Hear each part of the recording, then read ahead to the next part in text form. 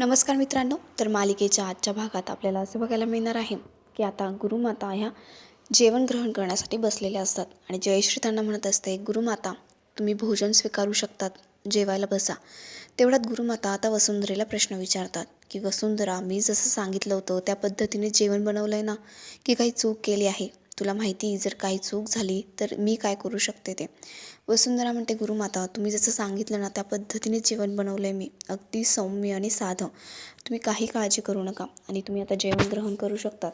गुरुमाता म्हणतात, हे बघ, तुझ्या या जेवणाने मी माझ्या व्रताची सांगता करणार आहे, माझं व्रत सोडणार आहे याच्यावरती. माझी खूप दिवसांपासूनची साधना आहे आणि हो, याच्यात व्यवस्थित सगळं घातलेलं आहेस ना, एकदा खात्री करून घे. त्यावर वसुंधरा म्हणते, हो, तुम्ही काही काळजी करू नका आणि जेवायला बसा.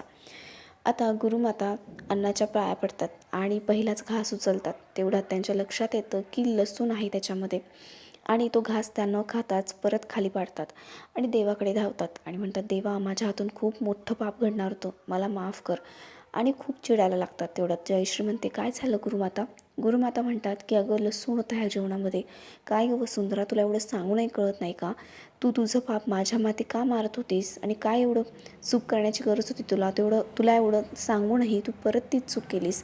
त्यावर वसुंधरा म्हणते, नाही गुरुमाता, मी काहीच केलेलं नाही आहे आणि ह्या जेवणात लसूण टाकण्याचा काहीच प्रश्नच येत नाही. जयश्री म्हणते, अगं वसुंधरा, तुला कळत नाही का? त्या साध्वी आहेत, त्यांना कांदा लसूण वर्ज्य आहे. वसुंधरा म्हणते, आई, ही गोष्ट मला माहिती नसेल का? आणि मी काहीच तसं केलेलं नाही, माझ्यावर विश्वास ठेवा. तेवढ्यात आता गुरुमाता म्हणतात, म्हणजे तुला काय म्हणायचं आहे? मी खोटं बोलते? तू खाऊन बघते जेवण, म्हणजे तुला कळेल की तू लसूण टाकला आहेस की नाही.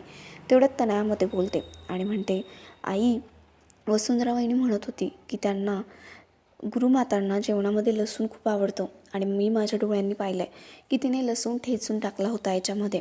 वसुंधरा म्हणते, नाही, मी तसं काहीच केलेलं नाही आहे. आता तनया म्हणते की नाही गं, तू विसरली असशील, बहुतेक तू बरी नाही आहेस ना, तुझी तब्येत ठीक नाही आहे म्हणून तुला विसरायला झालं असेल. पण तू माझ्या स्वतःच्या डोळ्यासमोर मी पाहिले की लसूण घातला होता जेवणामध्ये. आता तेवढ्यात गुरुमाता म्हणतात की वसुंधरा, तुझ्या चुकीची शिक्षा तुला भोगायलाच लागेल. आता तयार राहा, जी काही शिक्षा मी तुला देईल ना ती भोगण्यासाठी. तेवढ्यात आकाश पुढे येतो आणि म्हणतो, गुरुमाता, तुमचा काहीतरी गैरसमज होतो आहे, वसुंधरा असं अजिबात करणार नाही आहे, काहीतरी गडबड झालेली वाटते मला. तनया म्हणते, हे बघ दादा, मी जे सांगते ते खरं आहे, तुला अजूनही असंच वाटतं आहे का? अरे, बहुतेक ती विसरली असेल, नाहीतर मग तिला असं वाटत असेल की चांगली रेसिपी बनवूया जेणेकरून गुरुमाता इम्प्रेस होतील आणि म्हणून तिने तसं केलं असेल. आकाश म्हणतो, नाही, तुझा काहीतरी गैरसमज होतो आहे तनया, म्हणजे वसुंधरा असं कधीच करणार नाही. घरामध्ये सुद्धा इतरांच्या सगळ्या आवडीनिवडी जपतात त्यामुळे त्या असं करणं शक्यच नाही आहे. अगदी बारकाईने सगळीकडे लक्ष असतं. आत्तापर्यंत त्यांच्या जेवणाची तक्रार कोणीच केलेली नाही आहे. मग नेमकं आजच असं कसं घडलं, सांग ना मला. आणि आकाश आता वसुंधरेची बाजू घेत असतो. जयश्री म्हणत असते, अरे, तुला काय प्रॉब्लेम आहे? वसुंधरा तयार आहे शिक्षा भोगण्यासाठी, मग तू का मध्ये बोलतोयस?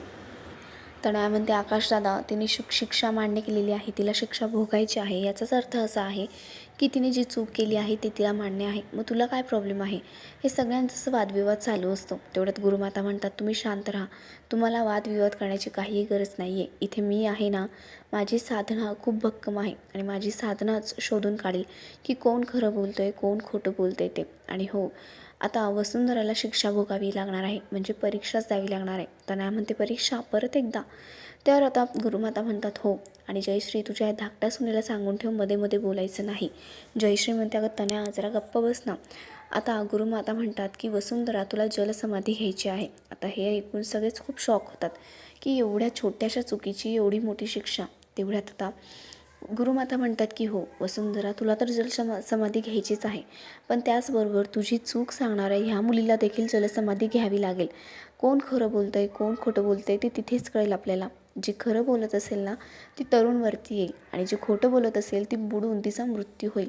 आता हे ऐकल्यानंतर तनयाला मात्र खूप भीती वाटायला लागते आणि ती म्हणते, 1 मिनिट, म्हणजे मला वाटतं हे जरा जास्तच होतं आहे. एखाद्या एवढ्या छोट्या चुकीची एवढी मोठी शिक्षा. आता गुरुमाता म्हणतात, हे बघ तू शांत राहा, तू मध्ये काही बोलायचं नाही आहे. आणि आता ठरलं आहे. वसुंधरासुद्धा म्हणते की हो, मला शिक्षा मान्य आहे, मी ती करायला तयार आहे. कारण तिला माहिती की ती काहीही खोटं बोलत नाही आहे, तिने कसलीही चूक केलेली नाही आहे. त्यामुळे ती सगळं काही भोगायला तयार झालेली असते. तिला माहिती तनया खोटं बोलते आणि सगळ्यांसमोर तिचा चेहरा लवकरच येणार आहे. इकडे तनया रूममध्ये आलेली असते आणि तिची खूप चिडचिड होत असते. ती अखिलवरती चिडचिड करत असते आणि म्हणत असते, हे जरा जास्तच होतं आहे गुरुमातांचं, यांना काय गरज आहे प्रत्येक वेळेला असं करण्याची. आणि अखिल, मी आता बुडून मरणार आहे, मला खूप भीती वाटते, प्लीज काहीतरी कर ना. मम्मासुद्धा फोन उचलत नाही आहे. अखिल म्हणतो, हे बघ तनया, तू कशाला घाबरतेस? अगं, त्या साध्वी आहेत गुरुमाता, त्यांची शक्ती, त्याच्यावर तुझा विश्वास नाही आहे का? आणि त्या खूप शक्तिशाली आहेत आणि तू खोटं बोलत नाही आहे, तुझा स्वतःवर विश्वास आहे ना, मग तू कशाला घाबरतेस? तुला काहीही होणार नाही, तू काळजी करू नको. तनया म्हणते, तुला काय जाते असं बोलायला, मला भीती वाटते. तेवढ्यात ती विशाखाला फोन लावते आणि विशाखा फोन उचलते आणि ती म्हणते, तनया काय चाललं आहे तुझं? अगं मीटिंगमध्ये होते मी, तुझे 8 मिस कॉल येऊन गेले. त्यावर तनया म्हणते, हो मम्मा, गोष्टच तशी घडलेली आहे, मला खूप भीती वाटते, मी आता मरणार आहे. त्यावर विशाखा म्हणते, काहीही बडबड करू नकोस, बोल काय झालं आहे ते. तनया तिला आता सगळं काही सांगते की काय काय घडलं, गुरुमातांनी तिला कशी शिक्षा दिली ती. विशाखा म्हणते, तू काळजी करू नको, मी येते तिकडे आणि काय झालं ते बघते. आणि ती फोन कट करते. इकडे माधव आणि जयश्री आता गुरुमातांकडे आलेली असतात. माधव म्हणत असतो, गुरुमाता, मला काय वाटतं तुम्ही जरा विचार करावा, म्हणजे एवढ्या छोट्या चुकीची एवढी मोठी शिक्षा तुम्ही आमच्या सुनांना देत आहात, जरा विचार करा ना. त्यावर गुरुमाता आता खूपच चिडतात आणि म्हणतात, काय तुला ही परीक्षा कठीण वाटते? तर कठीणच असते परीक्षा. अरे, सत्याचा शोध घ्यायचा असेल ना, तर अशा कठीण परीक्षा घ्याव्या लागतात. आणि जर शिक्षकाने विचार केला की परीक्षा कठीण आहे, तर मग विद्यार्थी तर अडाणीच राहतील, नाही का? आणि हो, कठीण परीक्षा तर कठीण परीक्षा असू दे, पण मला ती घ्यायचीच आहे. आणि काय गं जयश्री, तुझ्या सुनेंवरती पूर्ण विश्वास आहे ना, मग कशाला आली इथे सांगायला? त्यावर जयश्री म्हणते, नाही तसं नाही. आता गुरुमाता म्हणतात, मग कसं? 1 मिनिट, असं तर नाही आहे ना की तूच तुझ्या सुनांना माझ्या जेवणामध्ये लसूण घालायला लावला? त्यावर जयश्रीमध्ये, नाही नाही हो, तसं मी कशाला करेल? ती वसुंधरा तयार आहे ना आता तुमची परीक्षा देण्यासाठी, मग तनयाला कशाला विचारायला त्रास देत आहे? तिची का परीक्षा घेत आहे? तेवढ्यात आता गुरुमाता म्हणतात, तू मला नको शिकवू कोणाची परीक्षा घ्यायची आणि कोणाची नाही घ्यायची ते. आणि माधव, तुझ्या बायकोला सांग जरा की कोणाशी वाद घालते ना ते बघ म्हणावं.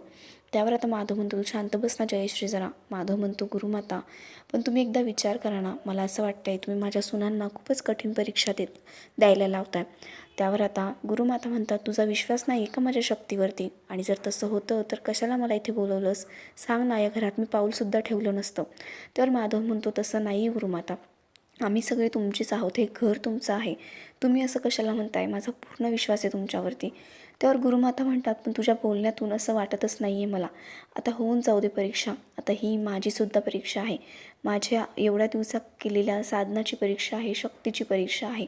आणि हो, आता चर्चा पुरी झालेली आहे, तुम्ही जा इथून निघून, मला याच्यावर काहीही बोलायचं नाही आहे. आणि हो, परीक्षा तर मी घेणारच. आता दोघांनाही ती बाहेर हकलून देते आणि म्हणते की माझी साधनेची वेळ झालेली आहे, तुम्ही जा इथनं. विशाखा आता घरी आलेली असते आणि ती माधव जयश्रीला म्हणत असते, काय चाललं आहे हे? माझ्या मुलीला मी कुठली परीक्षा देऊ देणार नाही आहे. आणि मुळात तिची चूकच नाही आहे, त्या वसुंधराची चूक आहे, मग तिला का परीक्षा द्यायला लावता येता? आणि मला त्यांच्याशी बोलायचं आहे. माधव म्हणतो, तुम्ही शांत व्हा आधी, मी तुम्हाला सगळं समजावून सांगतो. विशाखा म्हणते, कशी शांत होऊ? सांगा ना माधव दादा, त्या वसुंधराची चूक आहे याच्यामध्ये आणि तिला परीक्षा द्यायला लावा म्हणावं, तसंही ती त्याच लायकीची आहे. माधव म्हणतो, हे बघा विशाखा, तुम्ही काहीही बोलू नका, तीसुद्धा आमची सून आहे तुमच्या मुलीप्रमाणे, त्यामुळे तिला बोलण्याचा अधिकार तुम्हाला नाही आहे. जयश्री म्हणते, बरोबर बोलते ती, का नाही तिला बोलण्याचा अधिकार? तीसुद्धा आपल्या घरातलीच आहे. तेवढ्यात तिथे गुरुमाता येतात आणि त्या म्हणतात, काय चाललं आहे तुमचं? किती वाद घालताय तुम्ही? माझी साधनेची वेळ होती, तीसुद्धा तुम्ही भंग केलीत. आणि हो, तुम्ही कोण? जयश्री आता विशाखा म्हणते की मी तनयाची आई आहे, ही माझीच मुलगी आहे. आता गुरुमाता म्हणतात की माझ्या मुलीची परीक्षा घेऊ नका, असं म्हणणार असाल तर प्लीज तुमची ऊर्जा खर्च करू नका, कारण परीक्षा तर होणारच. मी माझा दिलेला शब्द कधीच मागे घेत नसते, त्यापेक्षा तुम्ही तयारीला लागा. तेवढ्या तिच्या सेविका आलेल्या असतात आणि त्या म्हणत असतात की गुरुमाता, भरतीची वेळसुद्धा झालेली आहे, समुद्रकिनारा जवळच आहे. आता गुरुमाता म्हणतात की चला, किनारासुद्धा जवळ आहे आणि भरतीची सुद्धा वेळ झाली आहे. म्हणजेच परमेश्वराची इच्छा आहे की ही परीक्षा व्हावी. चला सगळ्यांनी तयारीला लागा. आणि सगळेजण तिथून निघून गेलेले असतात. इकडे तनया खूप घाबरत असते. ती म्हणत असते, मम्मा तुझ्या गाडीची चावी दे, मला पळ काढायचा आहे. तेवढ्यात विशाखा म्हणते, नाही पळून जायचं नाही आहे, तुला ही परीक्षा द्यायची आहे. तू स्विमिंग पूलमध्ये पोहतेस ना, बस फक्त हे पाणी खारट असणार आहे, हा समुद्र असणार आहे, एवढंच. त्यावर तनया म्हणते, नाही मला खूप भीती वाटते मम्मा, हा समुद्र आहे. तेवढ्यात विशाखा म्हणते, अगं काहीही होणार नाही, काही मरणार वगैरे नाही आहेस तू. हे बघ, नाकाच्या वरती पाणी गेलं ना तर श्वास रोखून धरायचा, एवढंच. आणि एक लक्षात ठेव, त्या वसुंधरापेक्षा 2 सेकंद जरी तू श्वास रोखून ठेवला ना जास्त वेळ, तर तू कायमची जिंकलीस, एवढं लक्षात ठेव. नंतर तुझ्याकडे मान वरती करून, नजर वरती करून कोणीही बघणार नाही किंवा तुझ्यावर संशयही घेणार नाही, एवढं लक्षात ठेव. आणि चल तयारीला लाग आता. आणि तिथं नायला आता रेडी करत असते. इकडे आकाशसुद्धा वसुंधराला म्हणत असतो की तुम्ही का हो म्हणालात परीक्षा देण्यासाठी, मुळात तुमची चूकच नाही आहे, तुम्ही का मान्य केलं. त्यावर वसुंधरा म्हणते, आकाशराव मी विरोध करण्याचं कारणच नाही आहे, माझा गुरुमातांच्या शक्तीवरती पूर्ण विश्वास आहे. मला माहिती आहे त्यांची शक्ती माझं रक्षण करेल. आणि हो, मुळात मी खोटं बोलतच नाही आहे. त्या म्हणाल्या ना, जी कोणी खोटं बोलत असेल तिचा चेहरा समोर येईल, कोणी केलं हे सत्य समोर येईल, मग कळू द्या ना सगळ्यांना की काय खरं आहे काय खोटं आहे ते. म्हणून मी नाही म्हणालेच नाही. आणि माझा पूर्ण विश्वास आहे त्यांच्या शक्तीवरती. आणि मला अजून एक शक्ती माझ्या पाठीशी आहे असं जाणवतो. त्यावर आकाश म्हणतो, काय, कुठली शक्ती. त्यावर आता वसुंधरा म्हणते की तुमच्या प्रेमाची शक्ती. मला माहिती आहे तुम्ही माझी किती काळजी करतात, मला एवढा जीव लावतात, मग कसं मला काही होईल. आणि हो, मला जरा जरी भीती वाटली ना तर तुमचा आणि मुलांचा चेहरा डोळे बंद करून मी माझ्या नजरेसमोर आणेन, आणि तेव्हा मग माझी भीती कायमची पळून जाईल. आकाश म्हणत असतो, वसुंधरा असं का करताय तुम्ही, मुळात तुम्ही मला लक्ष द्यायला लावलं होतं, तुम्ही व्यवस्थित भाजी केली होती, पण 1 मिनिटासाठी मला कॉल आला आणि मी बाजूला झालो आणि तेव्हाच नेमकं काहीतरी घडलं. वसुंधरा म्हणते, हे बघा आता काहीही काळजी करू नका, मी तयार आहे जलसमाधीची परीक्षा देण्यासाठी. आणि मला माहिती मला काहीच होणार नाही आहे, उलट खरं काय आहे ते सगळ्यांसमोर येईल. आणि गुरुमातांनाही कळेल की मी काही केलेलं नाही आहे, माझ्यावरचा त्यांचा विश्वास परत एकदा सिद्ध होईल. आणि हो, माझासुद्धा त्यांच्यावर किती विश्वास आहे हे सुद्धा सगळ्यांच्या समोर येईल. आणि आपला 6 भाग इथेच संपतो.